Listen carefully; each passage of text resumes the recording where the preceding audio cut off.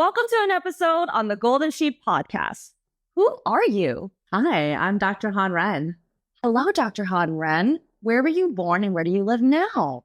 I was born in Shanghai, China, and I now live in Austin, Texas. Very cool. We are so stoked that she's on this episode with us here today. How old are you, Dr. Ren? I am 40 years old, just turned 40. This is raw footage, guys. Like, I'm shocked. Asian don't raisin, okay? No, right here. Wow. Okay, skincare routine in another episode. And Dr. Ren, what is your profession? I am a licensed psychologist. So, post fangirling, one sentence. How did you get here? Oh, one sentence? One sentence. I discovered a need in society and my community, and I rose up to meet it. Wow. Let's go. Please tell us more. Yeah.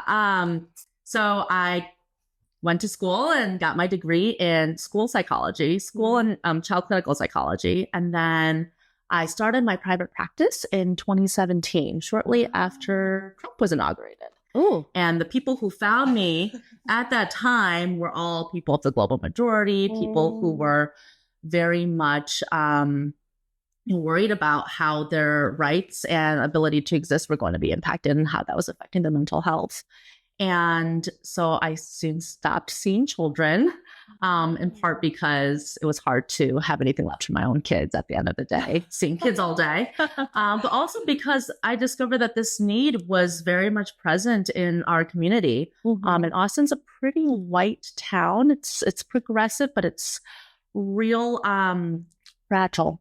Yeah. So, finding that need and wanting to meet it and really learning and unlearning myself of just like, what does it mean to actually be able to meet the mental health needs of people of the global majority? I started really studying liberation psychology and taking a more anti-oppressive and decolonial view towards mental health. And that was how my practice grew. And then in 2020, in deep pandemic, I decided to start a TikTok because I was bored. And that kind of took off. And now I do a little bit of both. It didn't take off. She's being humble. It launched. It skyrocketed. So what do you think contributed to your following on TikTok? Because somebody or some people's, they resonated with what you said. Yeah, I think a lot of it was timing. I started early where people were having a mental health moment on TikTok, but the majority of creators were white and very Eurocentric in the way that they were focusing on mental health, like what to do when you have a panic attack and 3 reasons that you might be feeling depressed. So what are the symptoms?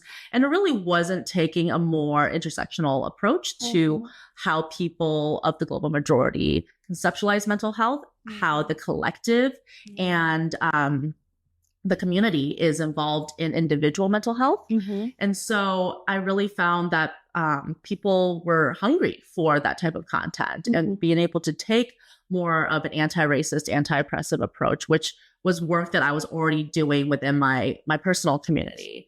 And being able to merge that and share that over the next few years really helped people find me. I think you're very real. That's what I get when I listen to anything that you post, even whether it be like a 12-second reel or a story or whatever it may be. You're just a regular person who articulates your thoughts so well. And I think people are just, as we talked about, they're just so over the super polished look or the look of just like whatever. You're the I don't want to say perfect, but you're almost there in the middle of a mix of both. Yeah, I mean, it's so exhausting to try to have to like be so compartmentalized or like which side of me is safe to like showcase and display in these different contexts. And so the longer I've been just in different types of visibility and public eyes, the more integrated I allow myself to be and the freer it feels. I shied away from using the word perfect. It's a heavy word. It is a heavy word. And even doing all the work and being in the profession that I'm in, I almost used it. Yep. Let's talk about that word. Perfect. Yeah. I mean, that's one of my clinical specialties is people like who struggle with perfectionism and people pleasing and overwork, all of these socially sanctioned trauma responses of children of immigrants. When we have found that, who we are is maybe not enough to be deemed acceptable in mainstream society or even within our families of origin, we strive for achievement and productivity and outcomes and perfection. And that is one of the ways that we have learned how to keep ourselves safe and how to keep ourselves appreciated. And so perfectionism is the enemy of good. And it's very limiting. It's such a shame-ridden trauma response to how we try to find belonging. Right. And there's a huge element of culture Totally. in perfectionism as well. Could you speak on that as well? Because we've lived. I've lived. Yeah.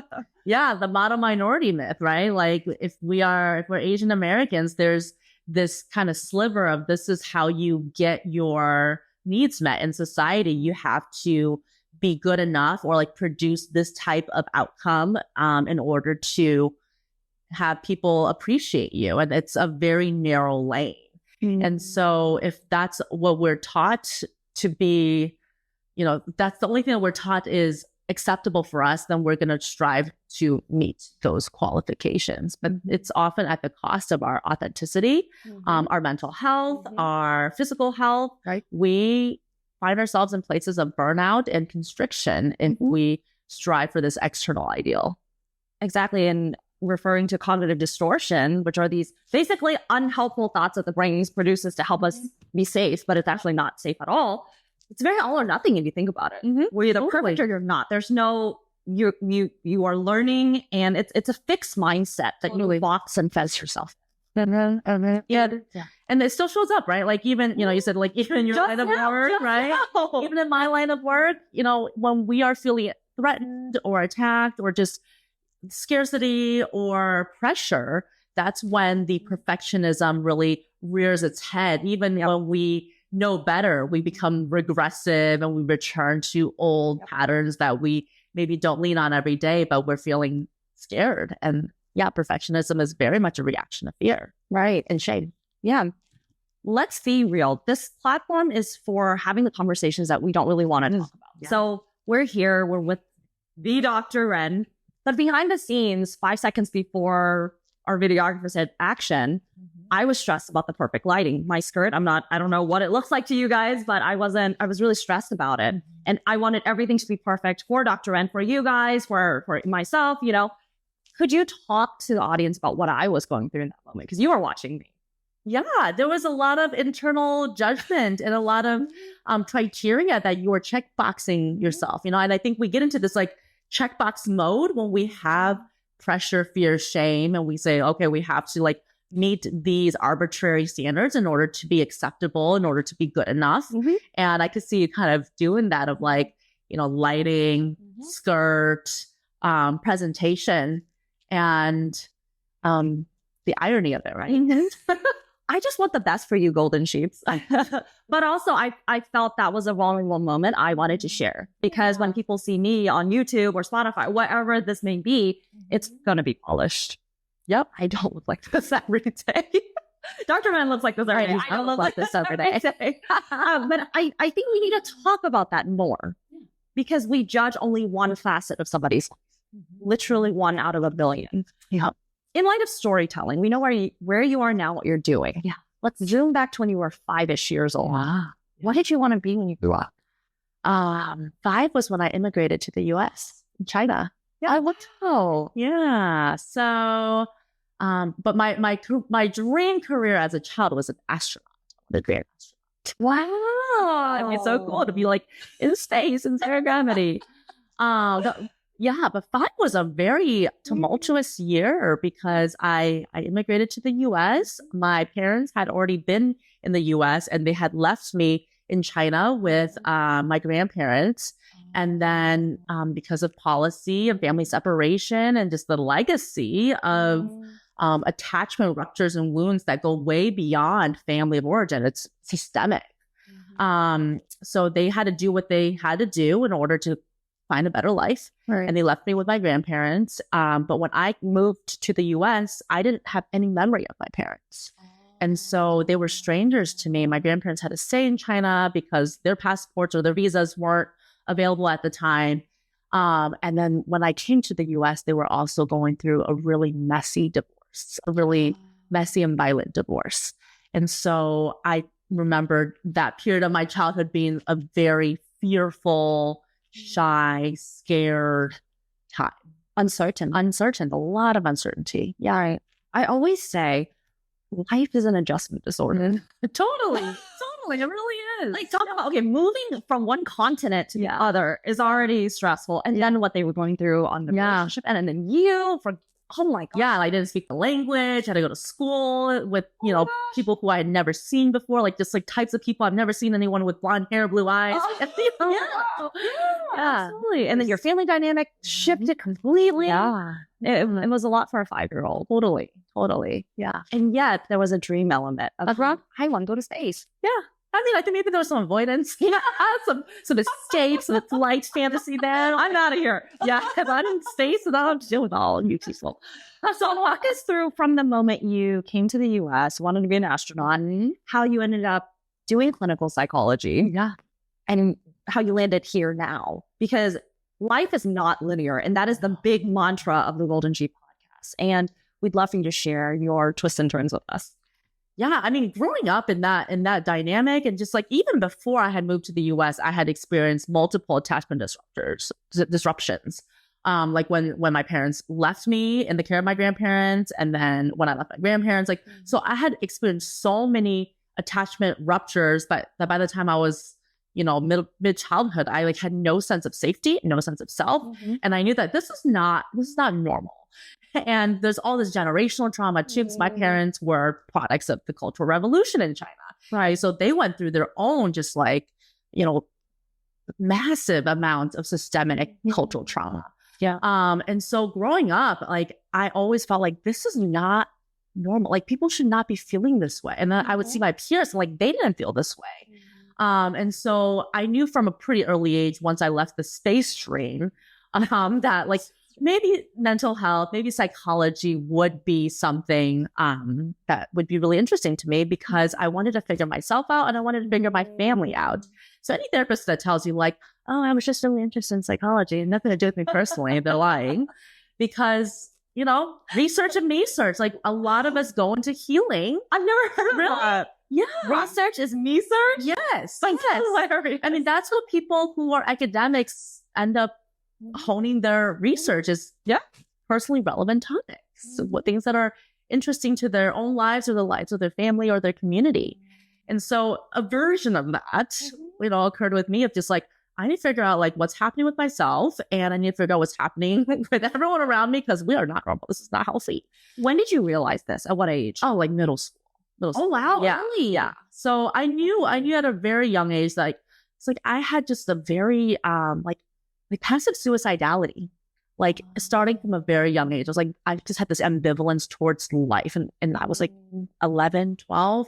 And I'm this doesn't seem normal. My parents, were not mental health aware or psychologically minded. They're no, you're fine. Don't manipulate us. You don't need therapy. You're fine. Yeah. And I'm no, I really don't feel like this is normal. This is not okay. I don't feel okay. Yeah. And so I knew from a very young age that okay, there's something more I can glean from the structural supports or the people who are trained in this, that I was seeking hope and rescue from. And then when I got to high school, my mental health really peaked. My mental health crisis really peaked. Oh. And so that was at a point where my parents were okay, we can't ignore this anymore. We have to get you into some care. And so it was 14 was when I really started, tackling my own mental health. Yeah. And just through that process and learning more about what's normal and what's not normal, and ways that I can feel more agency just growing up, it really helped me to get situated in terms of okay, there's hope, there's care, there's different ways of being, and maybe I can do this for other people too. And especially because I didn't meet a single Asian mental health professional in my journey there, and like therapy forever. And it wasn't until I became a therapist and specifically sought that out. And like, now I very much like work in advocacy and training of other, children of immigrants and Asian American mental health professionals, that I realized like there's such a lack of culturally affirming care. Right. Right. And I think it goes back to culture being the barrier. Is that so much stigma? Yes. So much. Yes. Yeah. Stigma, not understanding. Walk us through that. So you knew from earlier on you wanted to do this career path. How did your family receive that? They weren't thrilled. They were like, "What? You'll do what?" But then they also were like, "Well, it makes sense because this is, by the time I was in high school, they like saw my personal mental health struggles and they understood like why it was so personally relevant to me. They still thought that it was like the problem was situated in me and that they were totally fine. And to some degree, they still believe that. Yeah. But my family's immigration story is that my dad came to the U.S. on a grad school visa. So it was a lot of intense studying and achievement. And he is a distinguished professor now, like really like apex of his career. So they had these standards for me, like, okay, well, you need to get either an MD, JD, or PhD. Because that's it, right? Or maybe an MBA, but only if you're getting an MRS. If you're like the JD team. Yes, right. Like, but it was like, I grew up with this story that like masters ain't shit. Like you can't just settle for a master's. Of course you're gonna get a master's. That's like secondary. I mean, those are like don't even bother with a master's. You have to get some sort of doctorate, professional education. So that was the expectation that I had always been trying to fulfill for my family's dreams for me. And so I took a kind of meandering path. I did not go straight to graduate school after undergrad. I did Teach for America. They were like, okay, well, I guess it's prestigious enough, but like, don't be a teacher, which, with so much that's wrong with that sentence. Like, yeah. But a lot of our listeners can empathize with that statement from our parents. Yeah, totally. And so, when I was figuring out what I wanted to do and which type of graduate degree I wanted to pursue, I'm like, well, I'm going to do it in what I want to do. It's not going to be in engineering. It's not going to be in law. I'm not going to be a medical doctor. So I pursued a career that felt resonant to me and how I wanted to spend my life. Right. I relate to your story so much. A lot of Asian Americans that are listening out there at some point, whether it be career or just like how you want to do your hair, I'm sure you've had that moment with your parents. Walk us through the moment that you felt your parents were walking towards acceptance of what you were doing. They were like, okay, Dr. Ren, you're doing this.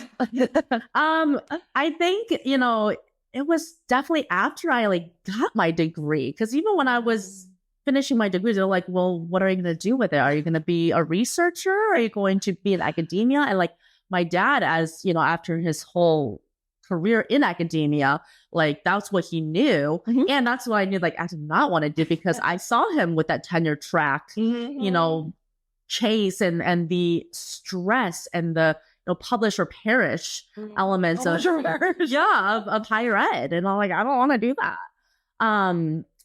But it wasn't until after that point they were like, okay, well, are you gonna like work for a group practice? Are you gonna be a clinician? I'm gonna start my own practice. They're like, are you sure? That's like really risky. And that's kind of like the catch-22 of Asian parents. They're like, yeah, you got to be the best and be so innovative, but like go the safest route possible. But you can't have both. Like if you're gonna be innovative, you have to take risks. You have to do something a little unconventional. You can't go the safest path possible and be able to like be these, icons that they compare us to, that they want us to be. These people did not have traditional paths. No. So I told them like, I'm going to start my own career and I'm going to start my own practice. And they're like, okay. And then I was able to do it and be fairly successful at it. And so, that's when they kind of were able to exhale a bit. Like, okay, you have the ability to fish, right? Our job here is done. So, since then it's taken on a lot of other kind of twists and turns that are non-traditional, and they've been more relaxed about it because they're like, well, I guess you can always fall back on your practice if all else fails, but they don't get what I do. Right. At this point. A lot of people look at my career and they say, I talk about the golden sheep not being this, fitting into any mold, especially the Asian mold. And a lot of people look at my career and they said, what you did was completely Asian. You went to do a lot of schooling. Yeah. And also behind the scenes, my parents struggled a lot. And it's really truly because they came here with nothing. Yeah. My mom said I came here with less than 10 English words, maybe more than that. Sorry, Mom. But like only a few English words that's not my own language and 2 blank hands. Yep. And so they had to survive and they had to build what we call stability. Yep. Which as mental health providers, we know that ain't a thing. Stability doesn't exist because life be life then. Yeah. And I know that sounds really informal, but truly that's the shortest way I can summarize it. Yeah. It's a pendulum. Yeah. Balance is not a static thing. You're always swinging too far in one direction or the other. Yeah. So I tell my clients that it's not about work-life balance. It's about work-life blend. Because you look at it as a whole.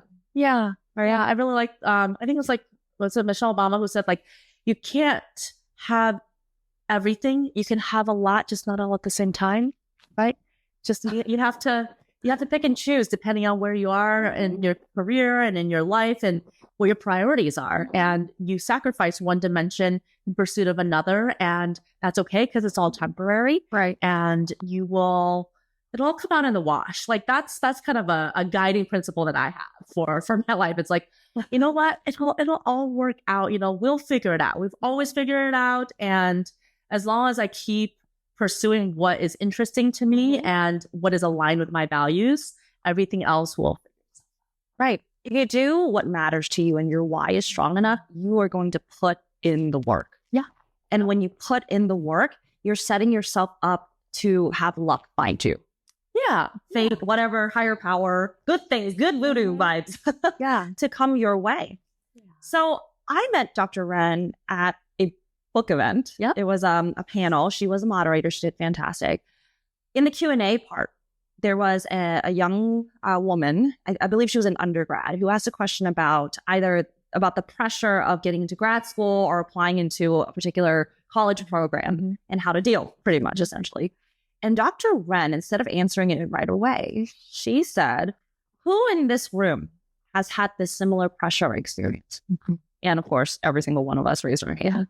And that was such an impactful moment, Dr. Nguyen, because I realized how she must have felt so isolated to ask that question. Yeah, totally. And it was so powerful because none of us needed to say one word. We just raised our hand. And it was such like a profound moment where she looked around and I even looked around and said, wow, every single one of us. Yeah. And that's sort of the double-edged sort of shame, right? We feel like I'm the only one. And shame, because we feel like we're the only one, we better not be found out. We better not, raise our voice because we're going to be shamed even more for revealing that we're the only one. But shame really cannot thrive in the light of day. And as we're able to own our stories and talk more about our experiences, we discover that there's so many people who are just like us. We're never truly alone, no matter what it is that we're experiencing. Right. And so if we're able to give voice to that, then we have, then we feel less alone, and then it feels less encapsulated and becomes less likely to be trauma. Yeah. And also, message in a bottle to 2 sets of people. Yeah. What would you have to say? So let's just use that brave young lady as an example. What would you have to say to parents who are in similar situations as her parents? And what would you say to young, ambitious individuals like herself? What's your advice for that? Oh gosh, the parenting one really strikes a chord as my child is about to become a teenager. We're about to embark in that chapter of her life. And I think for parents, a lot of times we don't recognize how our anxiety colors everything and how our unspoken expectations and our fears become internalized by our children.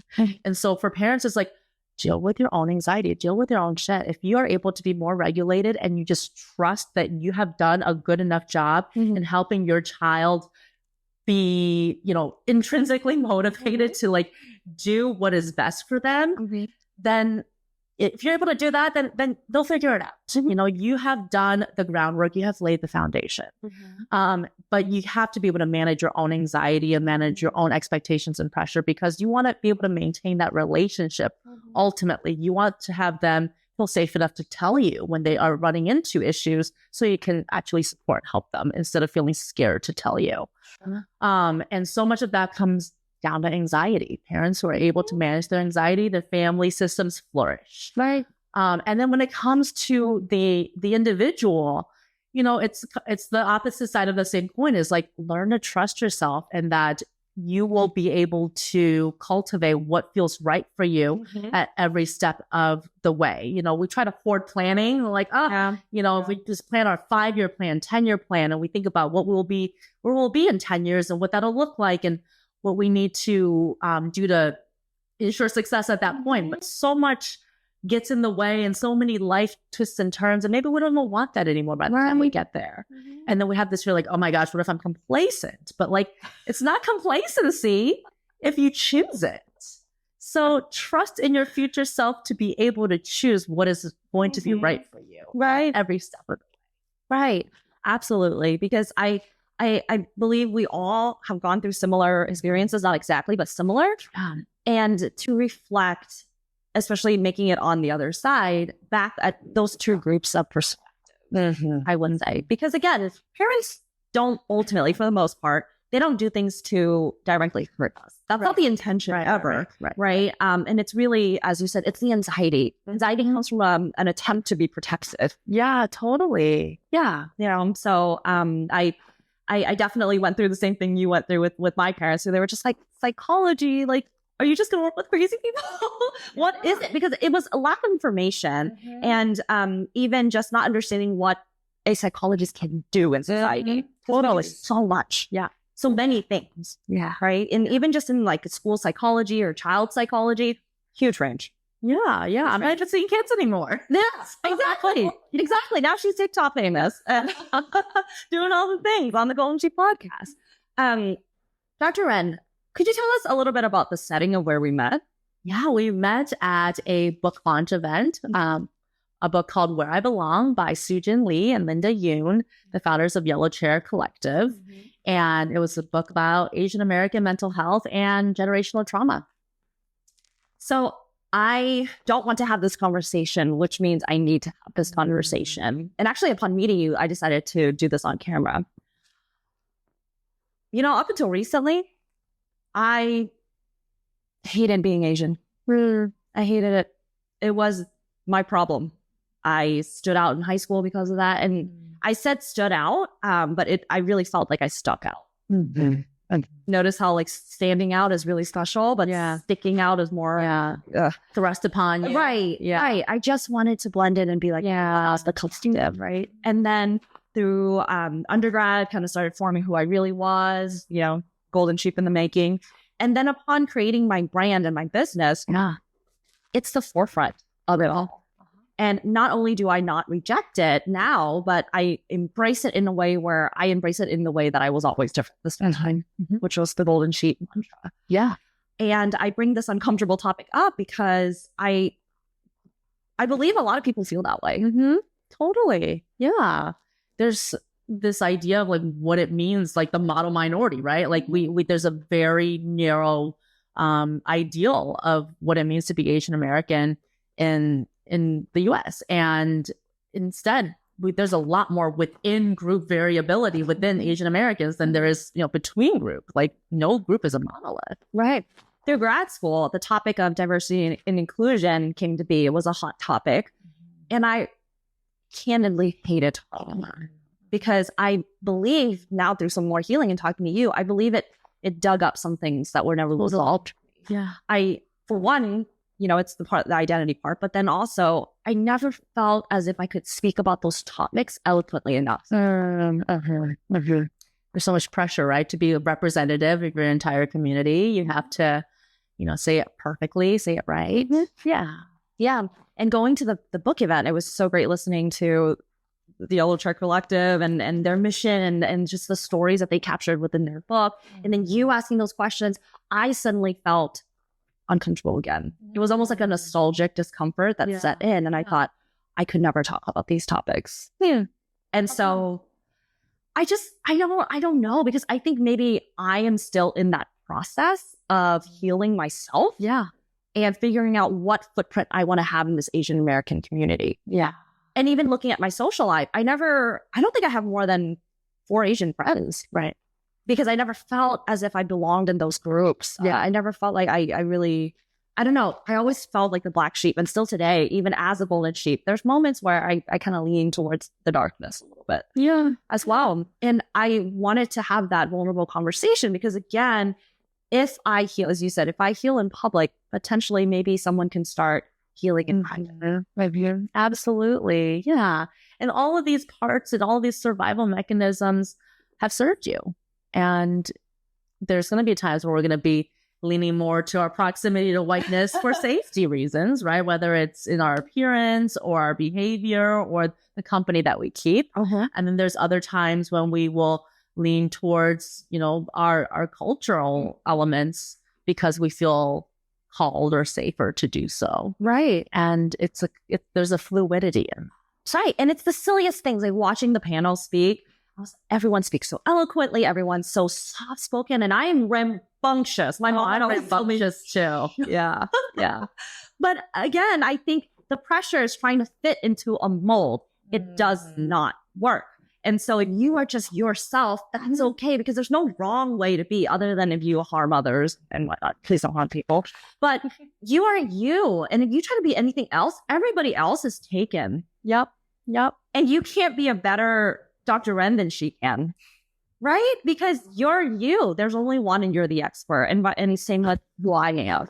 And so again, I want to have more uncomfortable conversations like this because I want people to know that these are not silly thoughts and they're not uncommon. They're so common. They're so common. And if you're you enough, you're going to be unpalatable to some people. You're going to be too you for some crew. They're like, why are you like that? And those are not your people.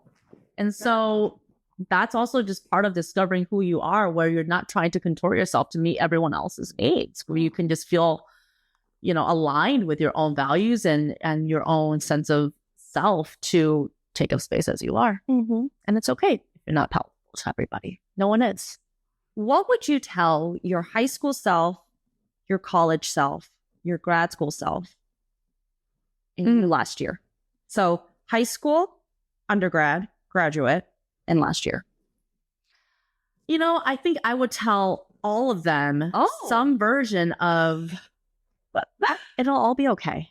You'll figure it out. You'll figure it out. And it'll be beautiful when you get there, and it'll be right, and you'll know. And you don't have to have everything figured out right now. You will figure it out as you go, and it'll work out. How do you know? How do you know when it works out, or how do you know? How do you know that things will be okay? You don't. You can't know.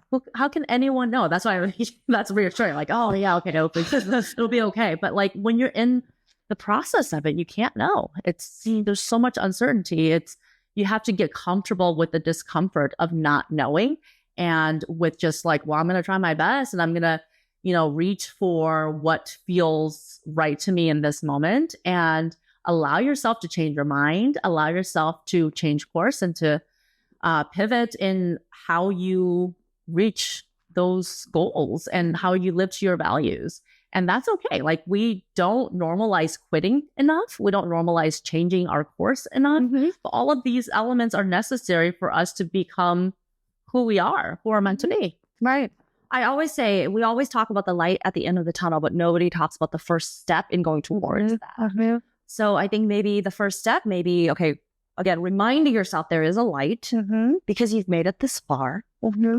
And that you making it this far will help you continue going. Yeah.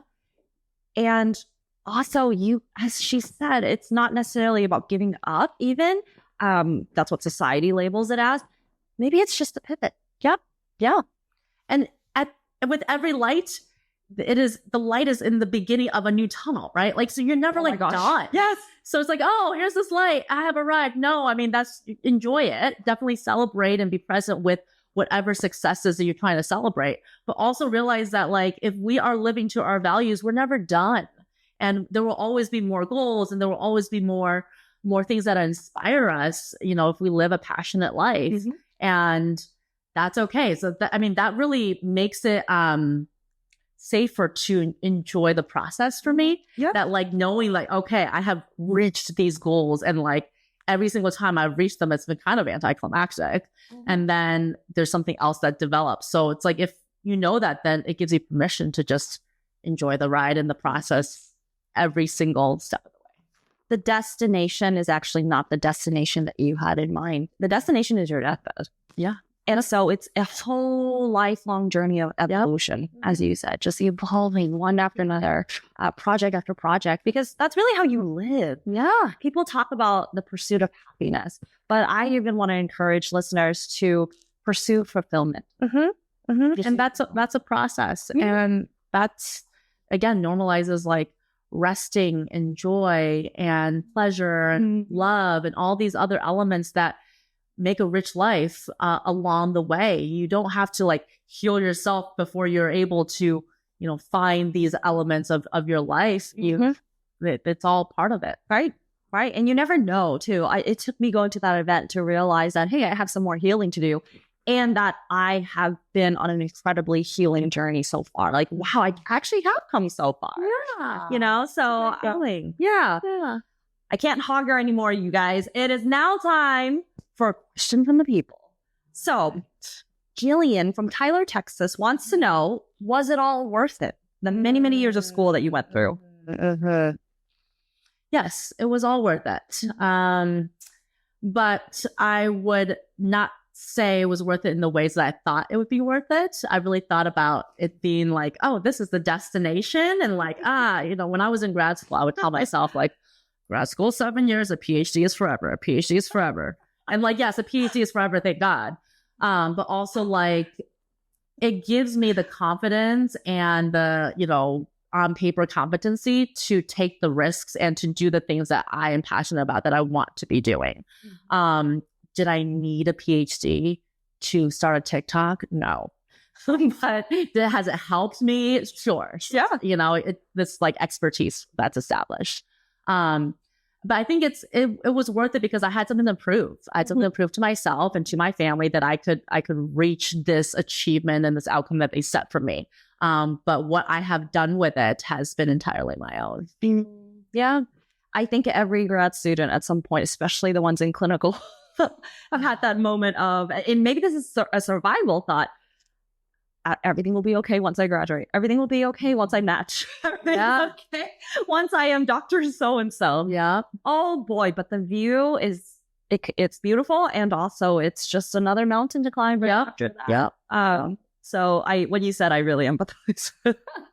Maria in Mexico City, Mexico wants to know, what's a cliche or myth in mental health that you want to debunk? Yeah. That there's such a thing as being healed. We're never entirely healed. Healing is an ongoing, lifelong process and journey. You're learning, you're unlearning, you're relearning. You're never going to arrive to this place of like, I have done my healing. Mm-hmm. The more you do, the more you realize like, I will never be done. It is a spiral staircase. Mm-hmm. No, think on not a merry-go-round. You're like, oh gosh, I'm here again. But every time you go around, you see something a little bit different from a different perspective. Mm-hmm. But we're always in it. We're always engaged in some degree or layer of growth, healing, and development. And what a privilege that we get to do that. Right. I think a lot of things, of course, not everything is going to be our most favorite task, but a lot of things such as working out. I hate working out, not fitness guru. But I always have to tell myself, I get to work out. Yeah. Not even just like the actual running aspect, but I have 2 working legs. Yeah, for sure. That I can put one in front of the other. That is such a privilege. And I know that sounds so silly to think about in the grand scheme of things. It doesn't minimize the struggles that you have. Mm-hmm. And also, it's a beautiful thing. Yeah, you get to move your body. Yes. Mm-hmm. Yes. And all the other things, right? Like it was just so random. But in a moment of super stress last week, I just thought, we have fresh tomatoes in the refrigerator. That's amazing. We have produce to eat. I don't have to eat out of a can. Yeah. And so it's those little things in life that sometimes we do forget, but it's there. Yeah. Gotta find your pockets of joy. Yeah. Gotta find your pockets of joy. In a capsule, what is your golden sheep advice for all of us? golden sheep advice. It only gets easier the more authentic you are. And authenticity is a privilege. Not everyone gets to be authentic. Not everyone has the societal safety, relational safety, and privilege of being authentic. And the more marginalizations you hold, the more you're able to find ways to be authentic in safe enough, brave spaces, the easier it gets because you are streamlining your energy. You don't have to, code switch and find different parts of yourself in different contexts or wear a mask. So instead of trying to figure out what is this environment expecting of me, try to seek out the places where you can feel the most you in the safest, most comfortable way possible. And sometimes that involves being very uncomfortable as you're cultivating. So you talk about that net safety, right? Some of us have a bigger one than others. And I love that you not only mentioned it in a financial context, but also social safety. Totally, yeah. What if a person is listening in today and they're thinking, okay, I want to be my authentic self. I need to, but my net I don't feel is as big. What's some words of wisdom that you can give them to encourage them that courage is not in the absence of fear and to take that first step? Yeah, I mean, we can always cultivate weave together a bigger safety net through the power of community and the power of the collective. So no matter where you are positionality-wise in society, you always have the ability to form community. And then we have more power in numbers. And so maybe your safety net is pretty small as you start, but then as you're able to establish your own voice and mission and create coalitions with other people, that's what allows this to grow. We cannot be strong as a lone wolf or individually. This is not how society is really flourished or meant to flourish. It's through the power of the collective, of community. Humans are social beings. We totally are. We are. And if you're looking at your life from the beginning of this episode, where I said one sentence, how did you get here? And part of your answer was, I believed that my community needed me. Yeah. It needed to be served. Who is your community? My community are all the people who are in between in their identity and their positionality, people who hold multiple intersectional marginalizations, children of immigrants, Asian Americans, queer people, people who hold multiple identity markers that doesn't quite fit into one space. Yeah. And funny enough, I believe that's how we all are. Yeah. It's easier to put ourselves in that checkbox criteria list to contort ourselves. Yeah. But we're all hyphenates. Yes, I love that. Yes. Little hyphenates. Yes. Yeah. What a privilege to have Dr. Nguyen on this episode today. How do people find you, Dr. Nguyen? If they want to work with you, book you, ask you questions, just find you on TikTok to follow. Absolutely. Well, speaking of hyphenates, I am working on a book called The Hyphenated Life, which is all about the existing and bridging the in-between spaces of intersectional identities and marginalizations, and ways to find your sense of belonging rather than try to constrict yourself into fitting in. That's still very much a work in progress, but I recently signed a book deal. Yay! Surprise confetti! Yay! But you can also find me on Instagram and TikTok as Dr. Han Nguyen, or my website, drhanren.com, or my group practice website, which is pivotpsychologyatx.com. I love that. And Dr. Nguyen, talking about being authentic, everything you do is what you are and what you believe. I try. She just said that hyphenated quote, right? And then you announced your book, which also had that title. Yeah. So you are what you live by and what we think. I think that's incredible. Thank you. I can't think of another way to live an authentic life, and to be in a position of power that you're in, which is being that privileged individual that guides people. Yeah. It is absolutely a privilege to have the visibility and the platform that I do, and it's not one that I take lightly. Yeah. So I always tell her, post the post. Be you, because there's no other Dr. Nguyen out there. And thank you so much for sharing time with us. That's a wrap, Golden Sheeps.